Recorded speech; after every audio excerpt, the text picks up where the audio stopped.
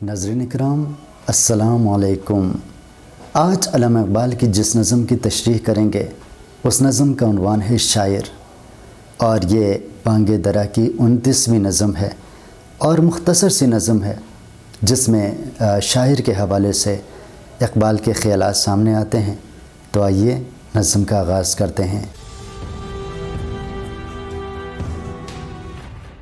علامہ اقبال کہتے ہیں کہ قوم گویا جسم ہے، افراد ہے اعضائے قوم، منزل صنعت کے رہ پیما ہیں، دست و پائے قوم۔ منزل مقصد کو کہتے ہیں اور صنعت کاریگری کو کہتے ہیں، رہ پیما راستہ چلنے والے، دست و پائے قوم یعنی قوم کے ہاتھ پاؤں۔ تو علامہ اقبال کہتے ہیں کہ قوم گویا جسم ہے، افراد ہے اعضائے قوم۔ اگر ہم قوم کی بات کریں، اس کو ایک جسم سے تشبیہ دیں تو جتنے بھی لوگ ہیں یہ اس کے اعضاء ہیں، یہ اس کے جسم کے مختلف حصے ہیں، اور منزل صنعت کے رہ پیما ہیں، دست و پائے قوم۔ اور جو لوگ، جو کاریگر، جو کام کرنے والے، جو ہنرمند منزل کی طرف گامزن ہیں، کہتا ہے وہ کسی قوم کے ہاتھ پاؤں ہوتے ہیں۔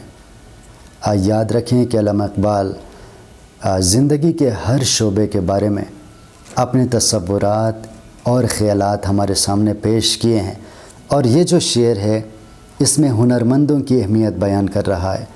جس طرح ایک جسم کے لیے ہاتھ پاؤں بہت اہم ہوتے ہیں، ایک جسم پاؤں کے ذریعے چلتا ہے، ہاتھوں کے ذریعے کام کرتا ہے، بالکل اسی طرح جو ہنرمند ہوتے ہیں، جو کاریگر ہوتے ہیں، وہ بھی کسی قوم کے ہاتھ پاؤں ہوتے ہیں، اور انہی ہنرمندوں کی وجہ سے قوم آگے بڑھتی ہے اور قوم کے کام سر انجام پاتے ہیں۔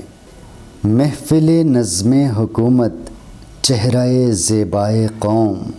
اب آگے بڑھے ہیں اور ان لوگوں کی بات کر رہے ہیں جو نظم حکومت چلاتے ہیں، یعنی جو حکمران ہیں، ان کے بارے میں کہتا ہے محفل نظم حکومت چہرہ زیبائے قوم۔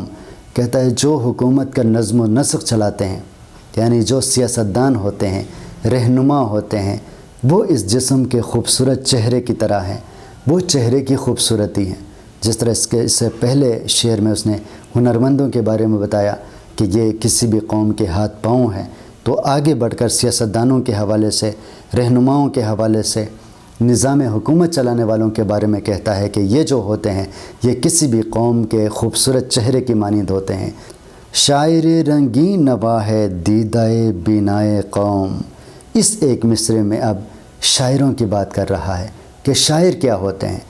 شاعر رنگین نوا یعنی خوبصورت شاعری کرنے والے، دلکش شاعری کرنے والے، دیدہ بینائے قوم، دیدہ بینا دیکھنے والی آنکھ۔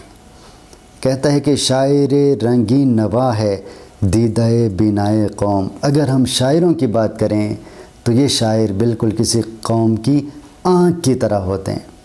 ایک قوم کو اگر ہم جسم سے تشبیہ دیتے ہیں تو شاعر اس کی آنکھ کے مانند ہوتے ہیں۔ مبتلائے درد کوئی عضو ہو روتی ہے آنکھ، کس قدر ہمدرد سارے جسم کی ہوتی ہے آنکھ۔ علامہ اقبال یہ بتانا چاہتا ہے کہ جسم کا کوئی بھی عضو درد کرے، چاہے پاؤں کی انگلی دکھے، چاہے ہاتھ کی انگلی دکھے، جسم کے کسی بھی حصے میں اگر زخم لگے تو آنکھوں سے آنسو آ جاتے ہیں۔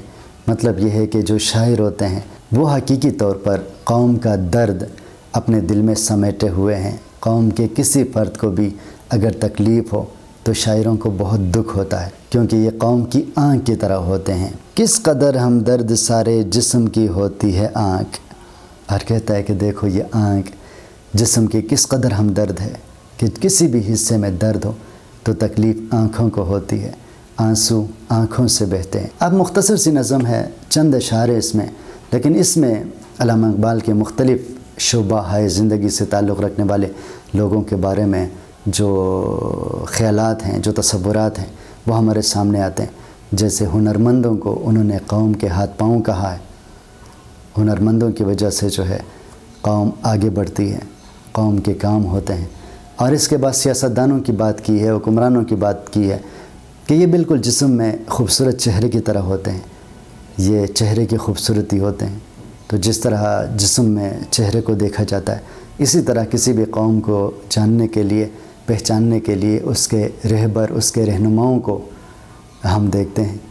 تو رہنما ہی اپنی جو قوم ہے اس کے لیے چہرے کی حیثیت رکھتے ہیں، پوری دنیا میں وہی سامنے ہوتے ہیں۔